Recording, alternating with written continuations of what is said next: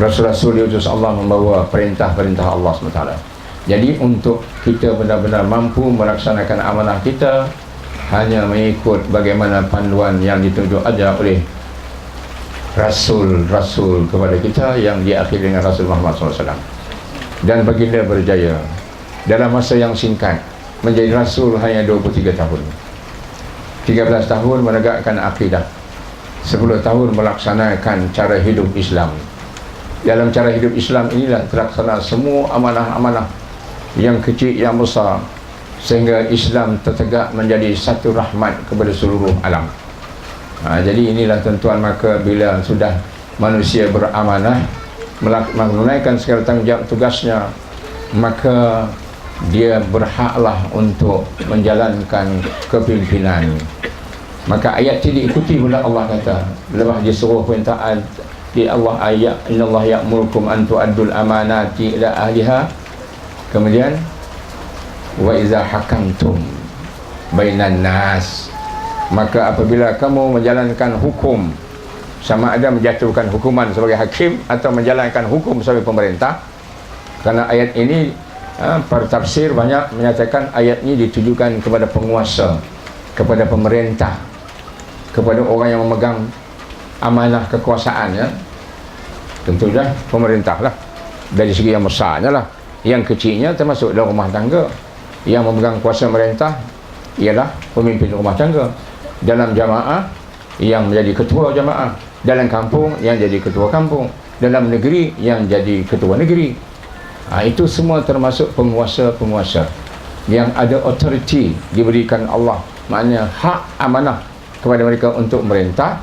Maka hendaklah kamu melakukan keadilan, antah kumu bil adl, supaya kamu melakukan atau melaksanakan hukum, sama ada perintah sebagai pengadil, sebagai hakim, sama ada kamu sebagai magistrat atau hakim, atau kamu sebagai ketua negara, atau sebagai ketua kerajaan, atau ketua apa-apa juga, termasuklah ketua masyarakat, ketua organisasi, ketua badan-badan NGO ke, badan-badan politik ke, apa jugalah, ya, badan-badan ketenteraan ke, mesti melakukan adil.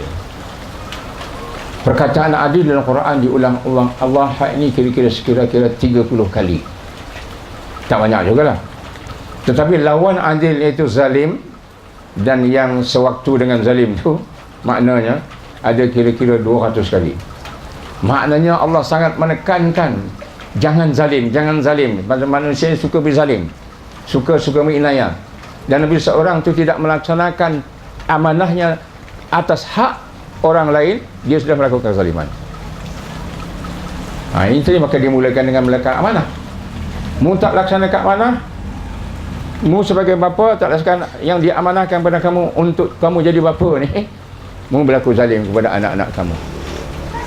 Anak-anak pula yang sebagai anak mempunyai amanah terhadap ibu bapanya. Wa bil walidaini ihsana.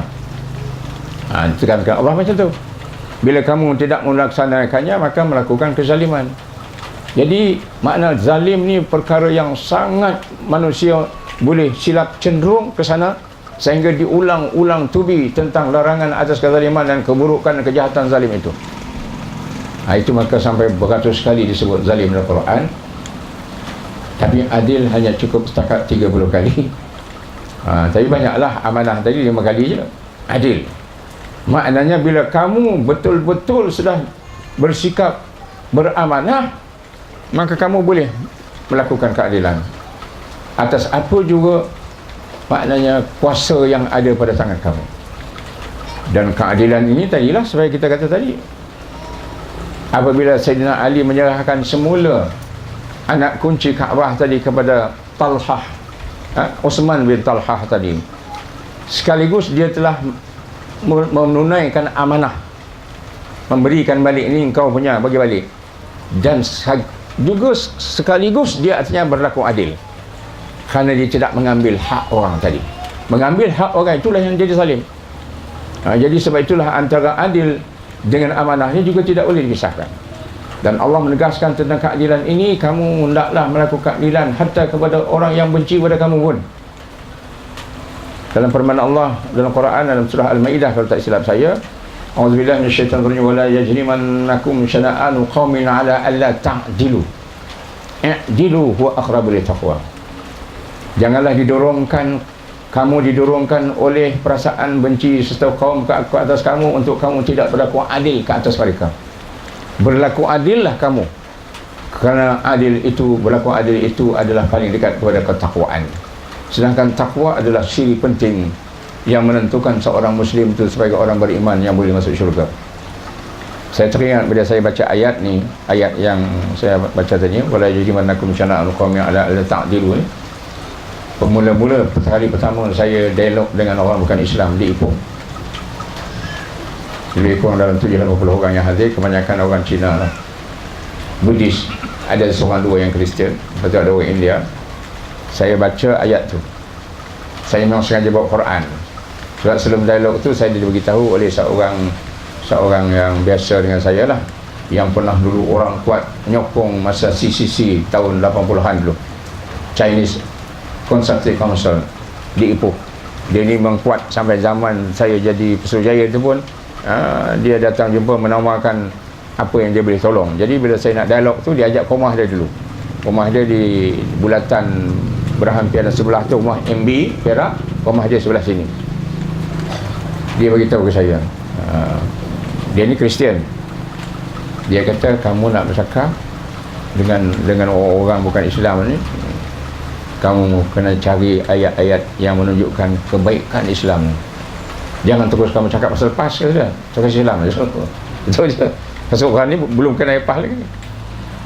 Jadi saya bawa Al-Quran, dan saya bawa Quran yang terjemahan Mandarin, yang Arab Saudi buat. Arab Saudi ada Quran terjemahan Mandarin, terjemahan Melayu, macam-macam lah ya.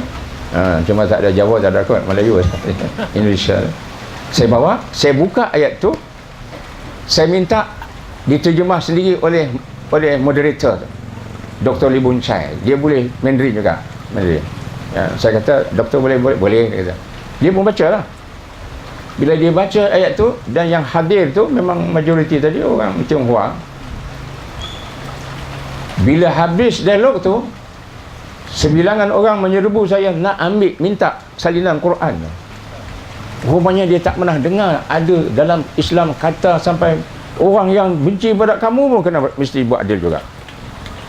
Inilah maka hasilnya bila kita berdekatan dengan orang bukan Islam dalam hubungan walaupun siasat, tapi kita niat juga duduk dakwah. Tinggal dia tak bolehlah kita dakwah terus-terus bila kita cakap hari ni saya hendak anda semua masuk Islam. Tak boleh macam tu kan, dia lari lah kita bagi kepahaman dulu. Macam ada di Pulau Pinang, siapa seorang pemuda PAS kata pergi jumpa pemimpin DAP, terus Ling Pek Siang bila datang melawat, bukan di Mesir, baru ni DAP, rombongan DAP melawat ke Mesir. Lepas tu ada budak-budak kita nama muda di sana lah, dia kata saya terus jumpa dia, saya minta dia masuk Islam. Bagilah dulu faham, hantar masuk Islam, jadi singgung lah orang macam tu kan. Nabi sendiri pun nak Islamkan satu orang tu, dia bukan macam tu ya. Satu orang nak Islam, dia datang, dia soal gini, dia soal gini, soal gini, dia soal gini, soal gini, soal gini, last sekali baru akhirnya dia kata aku ni bawa ajarannya macam ni. Baiklah, jadi keadilan satu perkara yang sangat mendasar dalam syariat Islam. Kerana seluruh perintah Allah kesemua adalah untuk menegakkan keadilan.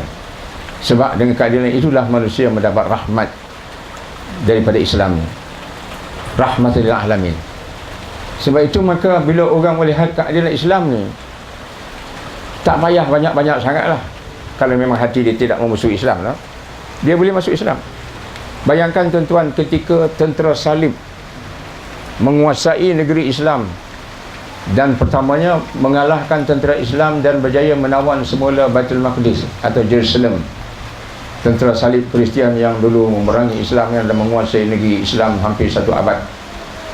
Diriwayatkan dalam cerita sejarah, ketika tentera salib memenangi Baitul Maqdis, setelah kira-kira 30,000 orang tentera Islam syahid,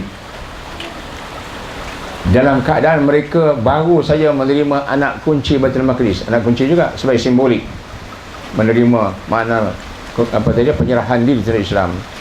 berpuluh-puluh pahlawan salib memeluk agama Islam. Yang mereka datang memerangi Islam ni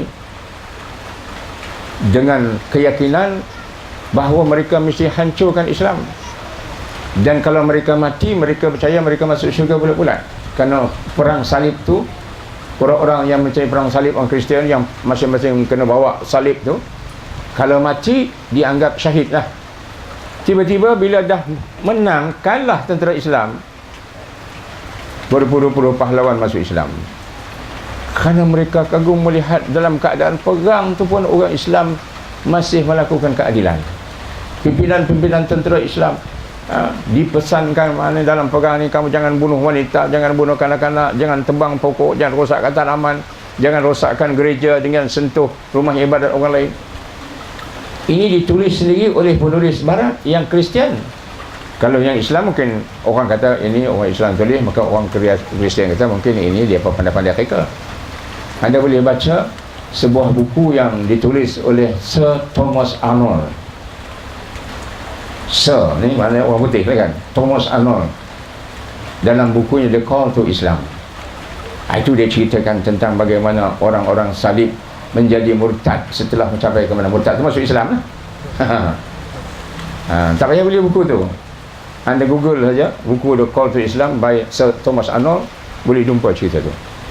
Keadilan Islam tadi seperti tadilah Uthman bin Talhah tadi, keadilan Islam menarik mereka. Sayyidina Ali radhiyallahu anhu karamallahu wajhah, baju besi dia kena curi, dicuri oleh orang Yahudi, sah dah baju besi itu ada tanda-tanda ni memang aku punya. Hakim pun tahu yang tu memang Sayyidina Ali punya, dia dapat dia hadiah. Tapi bila bercara, bila hakim kata, Tuan Amirul Mukminin, adakah saksi? Tak ada saksi. Tak ada saksi, buang kes.